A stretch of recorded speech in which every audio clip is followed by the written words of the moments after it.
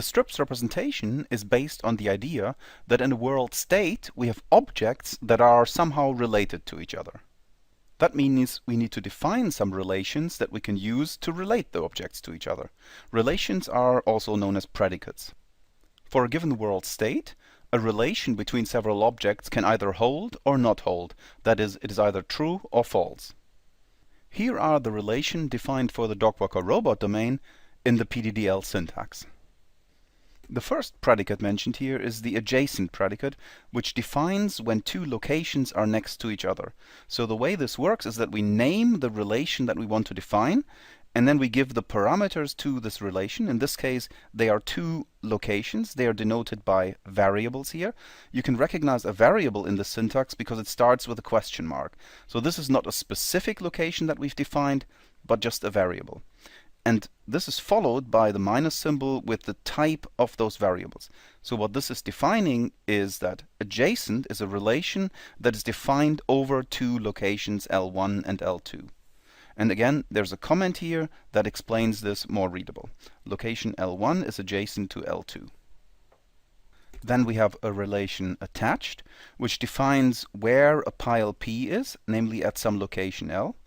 And the relation belong, which defines where the crane is, also at some other location. Note that these variables, despite having the same name, have no relation to each other. They're just used locally in this definition of this predicate. Together, these three relations define the topology of the domain.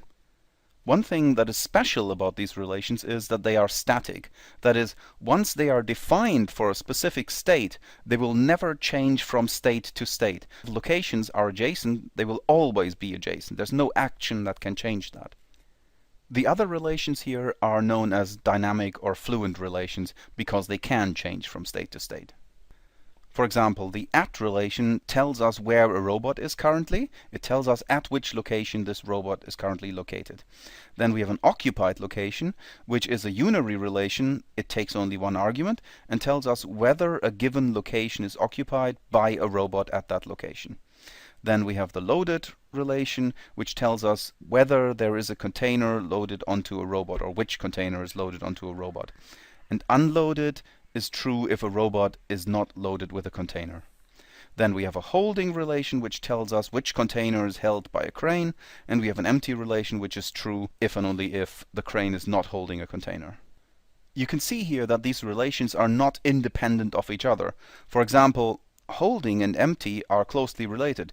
If the crane is empty, it cannot hold a container, and vice versa. If it is holding a container, it cannot be empty. The same goes for loaded and unloaded, and at and occupied. These two relations depend on each other. Okay, remaining relations. We have an in relation, which tells us where a container is, in which pile a container is currently located. Then we have a top relation, which tells us which container is at the top of a given pile. And finally, we have an on relation, which tells us which container is on which other container. The second container here can also be the pallet, which is technically defined as a type of container. So these are the predicates used in the dog-walker robot domain defined in the PDDL syntax. Now, here is a formal definition of what a state in the strips representation actually is. So we start off with a first-order language L, and in this language we have finitely many predicate symbols. These are the symbols we've just seen how to define them in PDDL. We also have finitely many constant symbols. These are the symbols representing the individual objects in our domain. And we have no function symbols, and we haven't defined any function symbols. A state in a strips planning domain then is a set of ground atoms over this language L that we've just defined. Let me go into this. By an atom, we mean a predicate with an appropriate number of objects that we have just defined in the previous slide. An atom is considered ground when all its arguments, all the objects it relates, are real objects as opposed to variables. So there must not be variables in the atoms that we're defining here. Then a state is simply a set of these ground atoms over this language L. Logically, we interpret this as a conjunction. That means each and every one of the atoms in a state holds in that state. It must be true in that state. So we can say that a ground atom P holds in a state S if and only if P is an element of this set S. So a state is a set of ground atoms, and if P is an element of that set, then we say that P holds in that state. And vice versa, if P is not an element of that set, we say that P does not hold in that state. We call that the closed world assumption. And this is quite an important assumption made by the Stripes representation, as we define it here. We can also define what it means for a state to satisfy a set of ground literals G. I need to explain this. A literal is basically an atom that is either positive or negative, so it can be an atom or a negated atom. G is our set of ground literals, and I've used the letter G here because eventually this is how we will represent goals in our planning problems. And this is simply the symbol we use to denote that S satisfies G. And we consider this the case if every positive literal in G is also in S, so every positive literal in G holds in S, and every negative literal in G does not hold in S, so it's not an element of S. Let's illustrate this with an example. Depicted here is a state in the Dogwalker robot domain. I hope you all intuitively understand what's going on in this picture, but for our planner we need to translate this state into our formal representation in the Stripes representation. This means we need to define the set of ground atoms that hold in this state. We can do this by going through the relations individually or in some other order.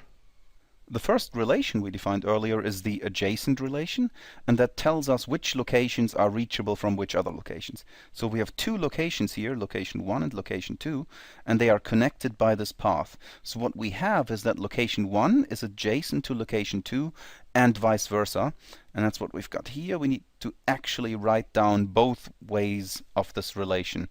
The symmetry of this relation is of course not known to the planner automatically. Then we have two piles, P1 and P2, and they are both at location 1. And that's what we express with these two ground atoms here, that P1 is at location 1 and P2 is also at location 1. And then we have one crane, denoted by the symbol crane 1, and again we write down that the crane 1 belongs to location 1. So this defines the topology of the domain. What we also have in this example is this robot R1, and we can see here that the robot is at location 2, which is this relation here. And that means that location 2 is occupied by this robot. And we can also see that the robot is unloaded, which means there's no container on the robot. Also, the crane isn't holding a container, so empty crane 1 must also hold in this state. Now, what remains to be described is the two stacks of containers we see here. The first stack consists of this container C1 at the bottom and C3 at the top. And we have that here, that these two containers, C1 and C3, are both in the pile P1. Then we have C3 on top of C1, you can see that here, and C1 is on top of the pallet. The top of the pile is the container C3, which defines this pile at location 1, and that is pile 1. The second pile only contains one container, C2, and that container is in the pile P2, and it is immediately on the pallet and also constitutes the top of this pile. These are all the ground atoms that hold in the state depicted here. And what this means is, according to the closed world assumption, that all the atoms that are not mentioned in the state do not hold. They are not true. For example, the ground atom at R1 location 1 does not hold, because at location 1 there is not the robot R1, so this is false. It is not part of our state, it is not in that set, and the closed world assumption means it is false. So this is what a state looks like in the Stripes representation. It is a set of ground atoms.